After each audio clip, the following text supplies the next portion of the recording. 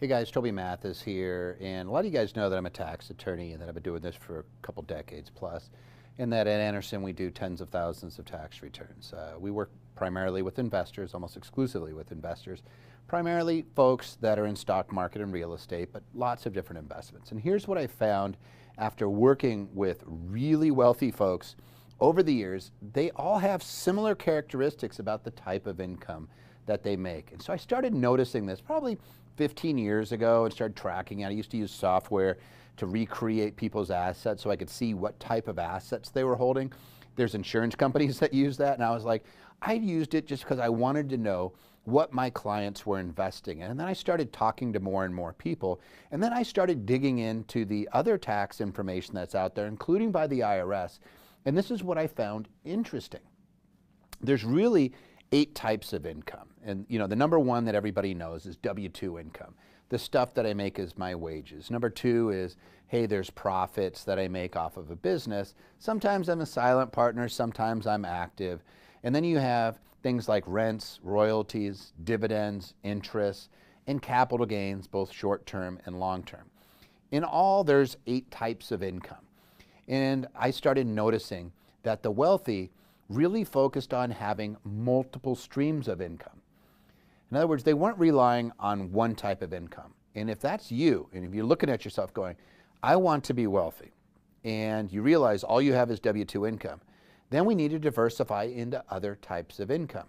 And so what I wanted to share with you today are the 5 types of income that you really need to have. Because again, when I look at the IRS stats, it's not even close. Most folks, most wealthy people, the ones that are making over $1 million a year consistently, and you might say, well, those aren't wealthy. The wealthier is zero. It's not always possible, right? Like there's some of that, but when you really look at wealthy folks, a lot of them do have high incomes, and they're just trying not to pay a killer amount of tax on money that sometimes they don't even receive. Sometimes you get phantom income, right? You want to mitigate that. If you are simply in real estate investments, you might get yourself pretty low. But the people making over $1 million a year, sometimes they can't get out of the way of that income, and a lot of times they don't care. And here's why they don't care, because they're taxed differently. So for example, dividends out of a business can be taxed as long-term capital gains. And long-term capital gains can be taxed at 0, 15, or 20%. It's capped at 20%. Now, some of you guys are wise enough to know, well, what about the net investment income tax? Yeah, there's 3.8%. So 23.8%, that's your top bracket, versus ordinary income, like wages, where I'm taxed at 37%. Plus, I have employment taxes of 3.8% as a minimum, and when I first start, it's at 15.3%. So I'm just getting hammered with tax. You work at McDonald's, you're getting hit with employment taxes, your state tax, and your federal withholding, not to mention anything else that they could throw at you. You have all these withholdings. So if you make, whatever it is, 20 bucks an hour. Now, that's a lot of McDonald's, that's what they're getting, right? And you work 40 hours, you're not getting 800 bucks. You're getting 600 and some dollars, right? They're giving you a net. The wealthy don't do that. What I've noticed is that the wealthy, about 96% of their income comes from these 5 sources. And so let me detail these 5 sources for you. Number 1, we have rents. Most of the wealthiest clients that we have, that I've met and that I run across, all of them have real estate that is rental real estate. Sometimes they have short-term rentals. Sometimes they have long-term rentals. And those are taxed very differently, by the way, from a standpoint of what I could do with things called depreciation. Like if I want to offset my W-2 income, I would go with short-term rentals because I can create ordinary loss. If I am just looking at saying, hey, I just want normal depreciation, I just don't want to pay tax on the rents as I receive them, fantastic, then you want to have long-term rentals. It works great either way, but they are a little different, but there's always rents. And again, it's up to 96% of the income. When you look at folks that are in the over $1 million mark, 96% coming from these. I'm going to lay them out even in greater detail. Rents, royalties. Some of you guys might be familiar with intellectual property, and sometimes you have royalty agreements. You can invest in these things and get royalties. Oil and gas creates royalties, where I am getting revenue over a period of time. The only bad part with royalties is that they're taxed as ordinary income. But the good part about some of these investments is sometimes I get a big, massive tax deduction in that first year. That's why a lot of rich people use it, because they're like, I want the tax deduction now. Why do I want the tax deduction now? Because $1 today is worth more than $1 in 5 years. In other words, I need to get that $1 today. If I have a chance of getting a tax deduction and saving that $1 today and paying $1 in 5 years, I'm going to do it. And that's because I get use of this $1 for the next 5 years. A lot of times I'm able to double that $1 in 5 to 7 years, depending on what you're doing. In the stock market, on average, it's over 10% a year of the S&P 500. So that's 7-year doubling, right? So if I can get that $1, chances are I can make back what I ended up having to pay in tax. So I want that $1. And that's what royalties oftentimes get us. Rent, royalties, dividends. Interest is our next category. Interest, again, is ordinary income, but if you have notes, if you're using things like Prosper, Ground Floor, if you're doing lending, you could even do lending out of your IRA or 401k, believe it or not.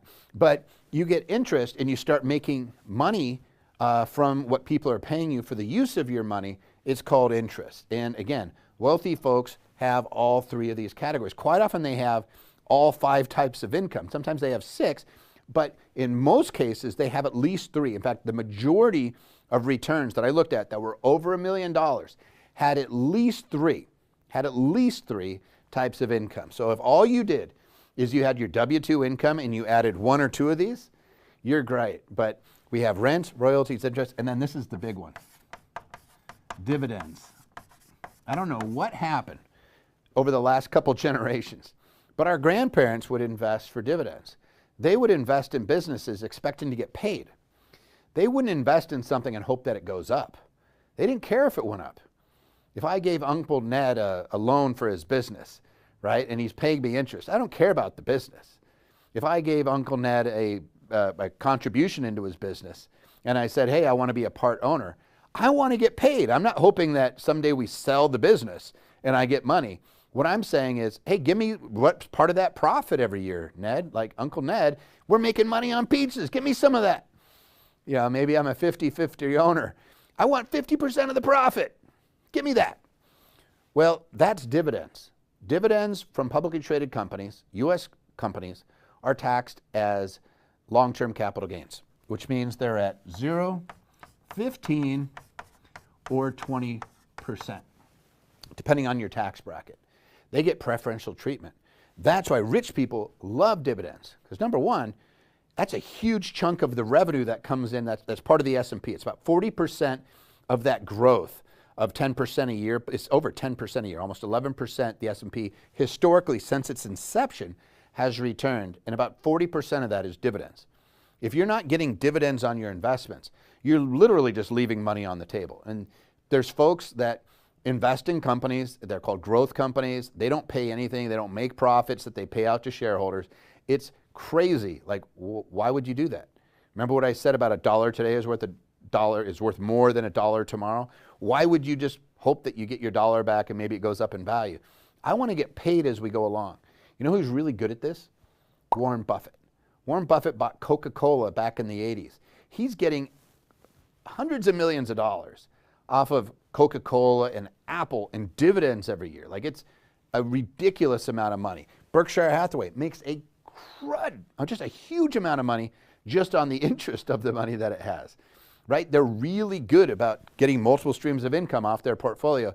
Yet if you talk to people, they'll be like, oh, he's really good at picking stocks. Yeah, Munger and it's not just picking stocks. Is Buffett and Munger, what they're really good at is making money in multiple streams of income. So we have our rents, our royalties, our interest, our dividends. This last one's going to throw you for a curve. This is weird, but trust me on it. Short-term capital gains.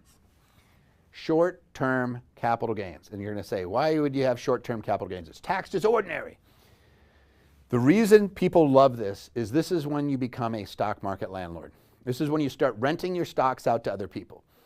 And folks go, oh, is that shorting? No. I'm talking about selling covered calls on a stock portfolio. I call it being a stock market landlord because I own a whole bunch of stock, and I sell the right to somebody else. I rent it to them. I say, hey, if you think this is going to go up, you can buy it from me at X.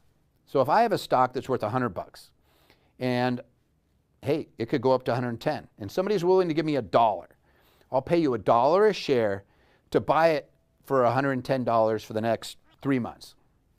Okay, it's worth $100 right now. So now I get $1. You're going to give me $1. I'm going to make 1% for the next 3 months. I'll take that. Absolutely. Because what's the worst thing that could happen? Okay, I have to sell on my stock at $110, and I got to keep the $1 anyway. So I actually made $111, and it's worth $100 right now. So I'll take that action all day long, and really smart people, that's what they do. In fact, Kevin Simpson, one of my favorite guys, I get him on my show and talk all the time. He runs a company, an ETF called Devo, and that's all they do is covered call strategies. They're really, really good at this. I know other folks that are really, really good at generating covered call income because it's not that difficult. Anybody can learn it. So here's the 5 types of income. 5, right? You could add those easy. I could very simply, even if I'm a W-2 wage earner and I'm like, I've never had another source of income, I could buy stocks and getting dividends, get up to, you have to have 100 shares and I could sell an option. I could get 2 types of income pretty easily. Then I maybe put my sights on, hey, what if I want to get some rental properties? That's where I would start. Maybe I go to Prosper and throw a few $1,000s in there and start generating some interest. And all of a sudden I have 4 or 5 types of income. But these are the 5 that I would concentrate on. And it's a lot of fun once you start getting into multiple streams of income. You just got to take my word on that. Hey, if you like this type of content, please share it with other people. And if you can like and subscribe, and then let me know below your favorite types of income. Of these 5, what are your favorite? Put it in the comments below just for fun. Thanks, guys.